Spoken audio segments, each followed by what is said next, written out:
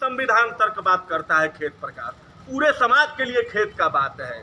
वह कहता है कि भगवान कृष्ण के बारे में आपत्तिजनक बात कहता है। वह हिंदी देवी देवताओं को तो हो गया, जाति विशेष पर सामान्य जाति के जितने भी, चाहे वो ब्राह्मण हैं, राजपूत हैं, भूमिहार हैं, उनके यादव इन पर भी टिप्पणी करता है।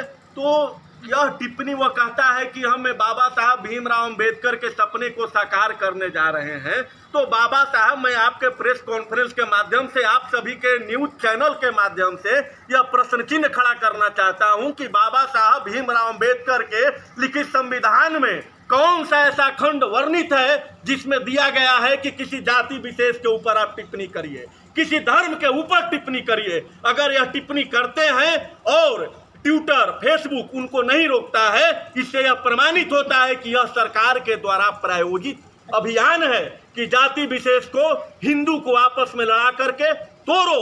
और यह खेत प्रकाश, यह हिंदू नहीं है। इसका अगर डीएनए जांच करवाया जाए तो यह मोहम्मद गजनी और गौरी का वंशज है। क्योंकि एक हिंदू जाति में जन्म लेकर के अपने धर्म के ऊपर ऐसा टिप्पणी कैसे कर सकता है?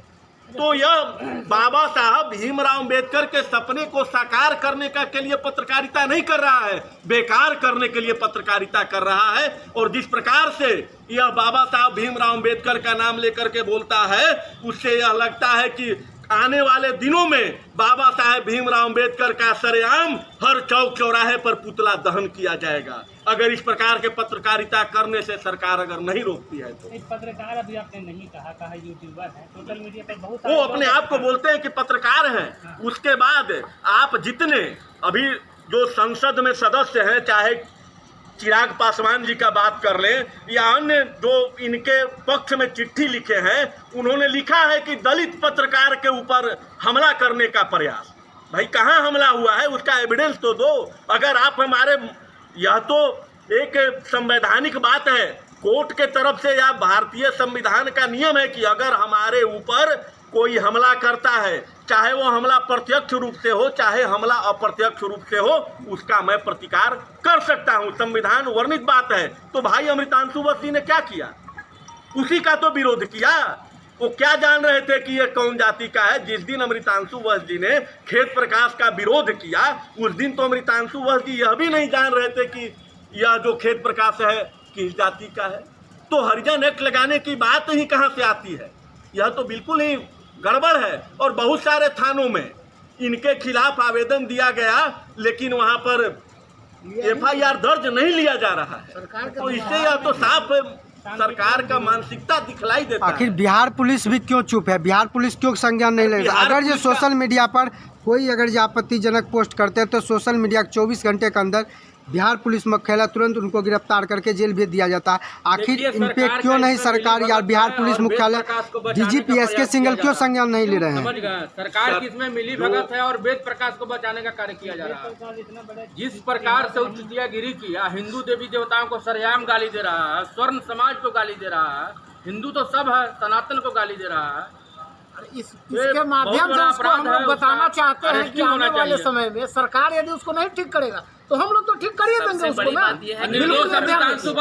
हम लोग जिस समाज से आते हैं, जिस संगठन से आते हैं, बताइए कि बेवजह एक तो ये बहाना है ना, कुछ भी कीजिए, शेड्यूल कास्ट एक्ट लगा देना।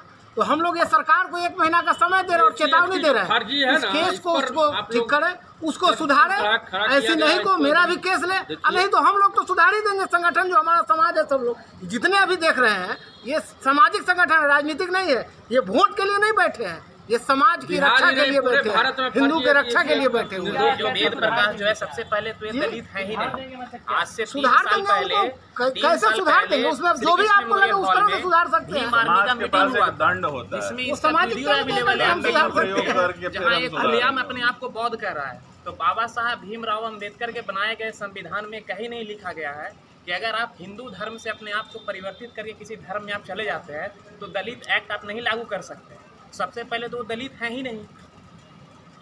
ये उसका वीडियो अवेलेबल है, यूट्यूब पे जाइएगा। आज से 3 साल पहले का मसला होता है कि आप किस धर्म को पालन करते हैं, लेकिन आपके पास ये अधिकार नहीं होता है कि आप दूसरे धर्म को गाली दे देंगे। आप अपने धर्म का पालन करो, हमें कोई आपत्ति नहीं।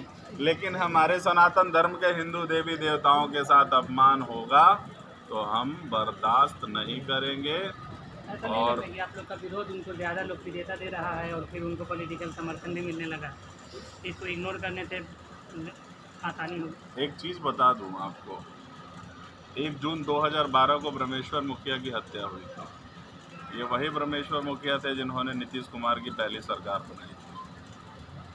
और आज का ग्राफ आप शाहाबाद और मगध में देख लो, कितने सीटें ये सत्ताधारियों के पास है, अभी उंगली पे गिनी जा सकती हैं। तो हमारा समर्थन था तो तुम सत्ता के शीर्ष पे थे, और जब हमने समर्थन खींचा तो आज 42 सीटों पे विधायकी सिमट के रह गई है।